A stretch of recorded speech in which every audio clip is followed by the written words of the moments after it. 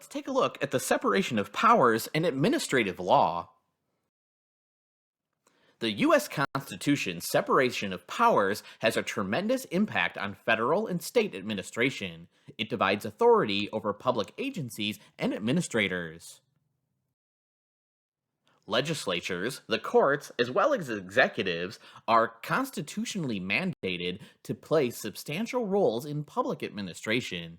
Each branch brings a somewhat different value set to administration. Almost everybody wants the efficient, economical, and effective government associated with good public management, but at what cost to other concerns?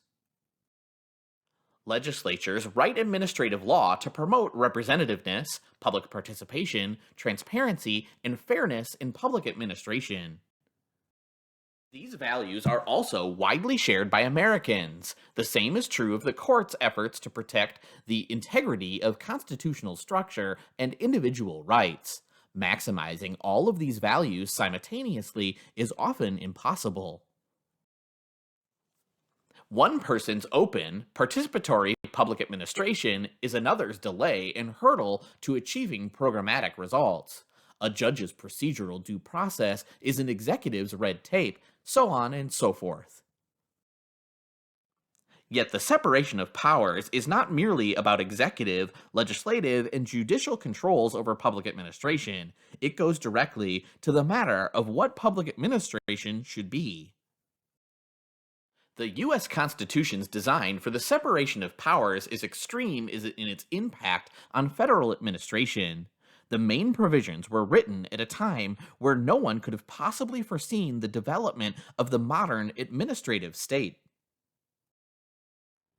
The number of civilian federal employees at its historical high point, 4 million in 1945, was just about equal to the entire U.S. population when the Constitution took effect in 1789. Although the framers' provisions for public administration were rudimentary at best, they remain largely in place today. By contrast, the states have found it easier to amend their constitutions or even adopt new ones in order to keep pace with political change, including administrative growth. They have been in better positions to clarify powers over public administration, especially those of the governor. By and large, local governments avoid the separation of powers altogether or rely on a much weaker version than the federal government. The following discussion focuses on Congress, the President, and the federal judiciary because the division of authority among them provides the clearest example of the impact of the separation of powers on public administration. It's fair to say that the Constitution makes Congress the source or author of federal administration. Legislation is required to establish, empower, structure, staff, and fund federal agencies. Article 1, Section 9, Clause 7 is unequivocal in providing no money shall be drawn from the Treasury but in consequence of appropriations made by law. Article 2, Section 2, Clause 2 requires that all federal positions not specifically established by the Constitution shall be established by law. These provisions were written to check presidential power.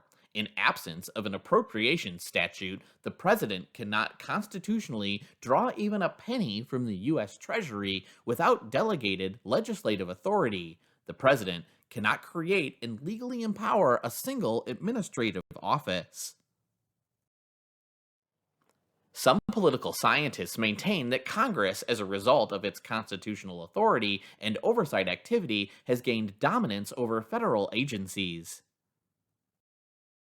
That may sound strange to the many Americans who look to the president to control and manage the executive branch.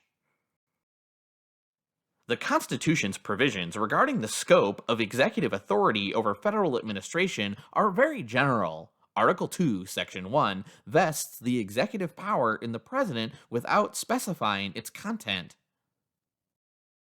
Article 2, Section 3 is even more obtruse in authorizing the president to take care that the law be faithfully executed. The president also has the power to fill up to all vacancies that may happen during the recess of the Senate by granting commissions which shall expire at the end of their session. This alternatively suggests that the president is either in charge of federal administration or merely a caretaker when Congress is not in session. Executive power does not give the president authority to use administrative processes such as procurement to contravene or circumvent federal statutes, even in the name of efficiency, economy, or effectiveness. If it did, as the court suggests, national policy could become unstable and the rule of law might dissolve. Moreover, the president's de facto lawmaking power would be vast. In the mid 1990s, federal contracts accounted for 6.5% of the nation's GDP and 22% of its employment.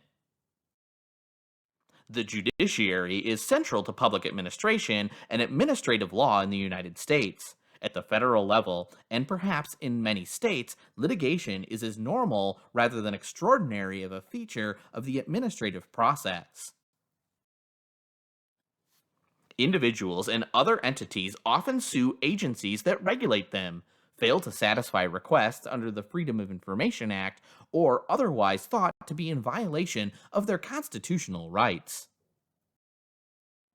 Agencies use litigation to enforce statutes and administrative rules.